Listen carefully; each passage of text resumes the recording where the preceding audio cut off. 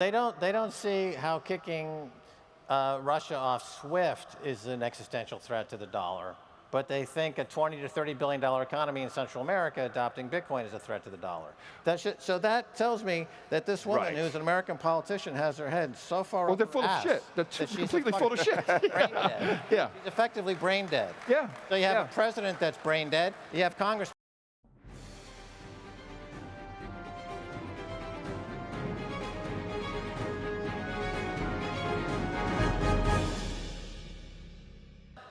We're into an age of the cancel culture. Adam, to you, it seems as though we're breaking out of the age of cancel culture. You've got now Elon buying into Twitter. You've got Louis C.K. just won an award at the Grammys. So are we getting out of the cancel culture age, and is Bitcoin part of that? Well, you mentioned two centralized things, Twitter and the Grammys, so I don't know if that can be considered a breakout. I would also like to remind people about a year ago, Elon did some kind of weird shit with Bitcoin. Wasn't very helpful at the time, so I don't know why people would be so excited about him fixing Twitter. ActivityPub, lots of decentralized services people are using.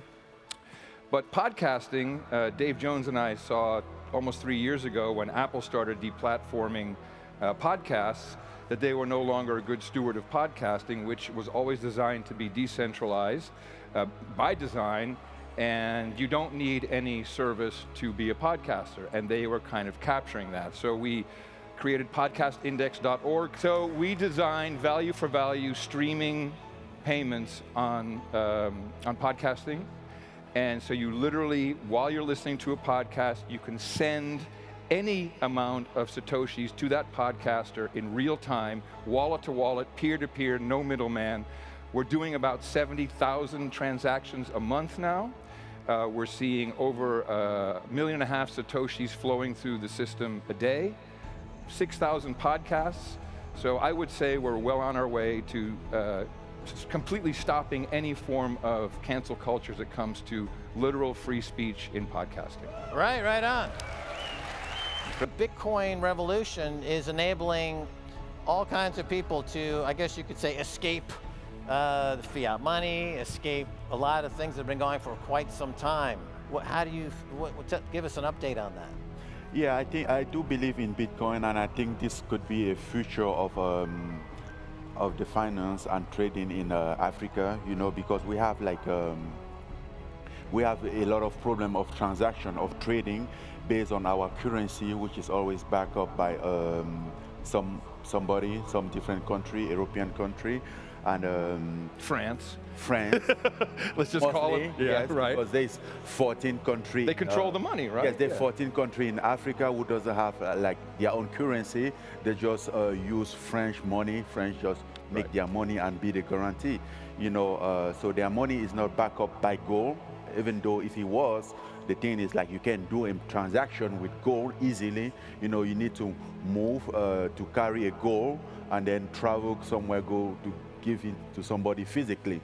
But now with a Bitcoin, you can sit at home and pay your supplier wherever is it. You know, so that's why I think this is going to be a very good thing for Africa in general. For business, financially, to help business grow there, and to make things easy. Like once again, we are talking about decentralizing. You know, it's like the first time that is the only thing that you can do without nobody has a control on with Bitcoin. As long as you have your Bitcoin in your wallet, you can send it to whoever you want, whenever you want, sitting from your couch or laying on your bed or whatever. Right, and these countries in Africa, just to trade with each other, it's enormously difficult. And so Bitcoin allows for inter-country African trade quite easily. Europe, the EU and the International Monetary Fund, you know, they are struggling against Bitcoin and Bitcoin adoption. They are suggesting, Christine Lagarde was saying, it's an escape hatch. If people use Bitcoin, they won't be under the auspices of this fiat money world. But of course, that's not a bug, that's a feature. That's a good thing that we are escaping IMF and these other organizations. But Adam, this is opening up something of a culture war, because it seems like the pushback from the institutions is to double down on, I guess you could call it cultural Marxism, this kind of liberal orthodoxy where private ownership is condemned. And money is essentially that of a province of the state, and we need to worship the state. Now, you've been in the culture wars for decades, going all the way back to the MTV days.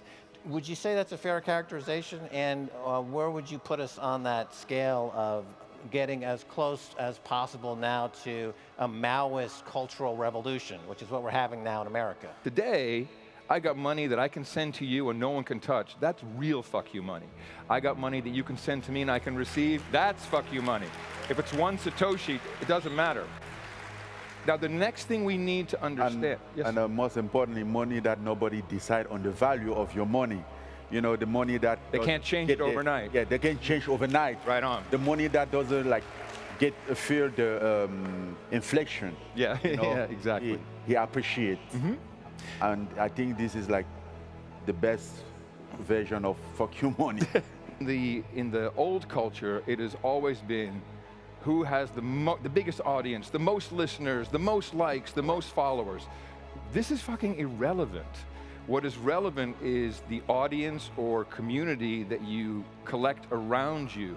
And that can be a podcast, but now in Texas we have the Beef Initiative, so we're connecting retailers and just human beings with ranchers. So you get to know your rancher, you get your beef directly from the rancher, you pay the rancher in Bitcoin. We're doing it with vegetables, we're doing it with restaurants. So we're building networks that are meaningful, connected through Bitcoin. And so when you, as my example, podcasting, I don't need millions and millions of listeners. I need to pay rent. And I need to communicate with the audience and say, do you like this? What is the show worth to you? Send that value to me so I can keep going. And that's where we have to let go. Andy Warhol's dream came true, or his vision, 15 minutes of fame. And now everyone's getting deplatformed. He could have probably predicted that. So it's more important that you build your own community. It is, by the way, the only way you will get out of the coming collapse is Bitcoin and your community. If I have a lot of fiat money, I can go to Washington and I can buy a senator. I can buy a congressman. It's incredibly corrupt. It happens every single day. With Bitcoin, that's not the case. If I have a node, therefore I have a vote. You have a node, you have a vote. So that will fundamentally change not only politics and finance, but the way you find ourselves, even as human beings, communicating with each other and how we would evolve, you could say, into the future. Do you see that happening where you've got almost an evolutionary step change? Yes, oh yes, this is exactly what I'm talking about. When you meet someone, when that person says, I'm a Bitcoiner, we play by a lot of the same rules. I don't care where you're from. We've never met before. We have a connection. Why? Because we're Bitcoiners. With Bitcoin becoming a world reserve currency, do you see an opportunity not only for these economies to improve, but for these cultures in Africa to become more global and have greater reach and to be more prevalent? Obviously, with Bitcoin first, is every country gonna have a currency that is easy to deal with, to do business with. There is a lot of business, for example, in Africa, we wanted to do a business with a company here, but the problem is this transaction. How to make those transactions is pain in the ass, how they say, and one of the upsides of Bitcoin, which is very important in Africa, in America, and all around the world. Not many people face those challenges, but you have to understand that in Africa, 70% of people, they don't even have bank account. They can't even have bank account because they don't have enough money. Their revenue is not enough to be paying fees on their bank account. And when you go to the bank in Africa to open a bank account, you have to prove certain revenue, and you have to be approved by the bank to have a bank account. But with Bitcoin, it's something that everybody can do. You don't need somebody approval. You go on your phone, download your app, put your money, and then just start to trade. And you have a bank account. You have something that you can buy on internet, do your e-market, everything without somebody controlling your money or charging you for fees, or you don't need somebody blessing to have an account on something, And this is a huge problem in Africa because so many people don't have a nice job, so they cannot afford a bank account, so they could not participate in so many things. As soon as something is like online, you have to use a credit card or a PayPal, they're out of that business, they count themselves out, which is like a lot of opportunity that they are missing, And I think with things like Bitcoin, is a life-changing. You can see like with the digital, all those digital platforms coming, a lot of artists now has a opportunity because they don't need like a label to produce them, So it's those kind of opportunity that Bitcoin is bringing too. Economic oppression comes cultural oppression.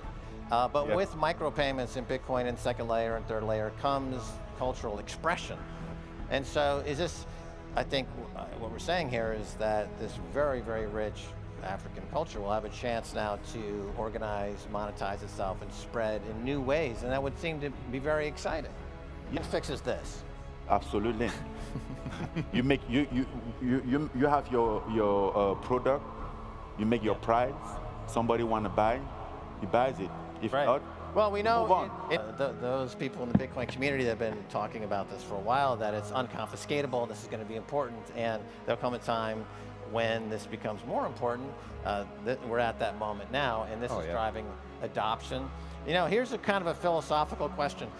Did Bitcoin, is it reacting to the chaos, or is it causing the chaos? That's a good one. In other words, well, you see, I think Bitcoin was expecting the chaos is probably more like it. Bitcoin was there, ready for it. I mean, we know, if you look at the Genesis block, I mean, it literally says, hey, Gordon Brown screwed the pound. That rhymes. So it's clear what it was for, and now we're, I do the No Agenda podcast, and 5 years ago I was talking about a couple of No Agenda. There you go. I was talking about central bank digital currencies, and like conspiracy theory, and now it's here, and it's much further than we think in many countries. Probably, there's multiple proposals. So Bitcoin was always here, almost like something in nature, and which of course it truly is. It's something natural that evolved naturally and was there to save those who wish to be saved. They don't see how kicking Russia off SWIFT is an existential threat to the dollar, but they think a $20 to $30 billion economy in Central America adopting Bitcoin is a threat to the dollar. So that tells me that this woman, who's an American politician, has her head so far they're full of shit. She's completely full of shit. Brain dead. Yeah. She's effectively brain dead. Yeah. So you have a president that's brain dead, you have congressmen that are brain dead, you have senators that are brain dead, and they're financially illiterate, and they're telling us what about Bitcoin, and meanwhile, we're just buying Bitcoin because we don't want to go down the path of being brain dead asshole American politicians who don't know their ass from their elbow. Yeah. Right? It's been called by international organizations as the Bitcoin experiment is nothing more than the world watching how mass adoption changes a country's economy. If it's for the good, it's game over for fiat money. El Salvador is the spark that ignites the real revolution. Yeah. Right? That's what's happening in Central America, is a real revolution, and in the U.S. But I worry because when I hear American politicians, with a couple of exceptions, but for the most part, they are extraordinarily behind the curve on this. Once we figure out how to build new networks based upon Bitcoin as a community or Bitcoin as an actual network, we're going to get to a place where we actually figure out, we can elect people who aren't idiots. We can actually learn how to do that, but we're not there yet. And the only way is to start local, my generation screwed up a lot for millennials. You know, we were making money, having a good time. We weren't paying attention to who was getting on the school board and city council. Those were losers. You couldn't get a better gig. And now we see what's happened. So we will get there, but I think the everything flows from finance. It's that way in the quote-unquote fiat world. It'll all flow from finance in the Bitcoin world, and we'll learn. We'll get there.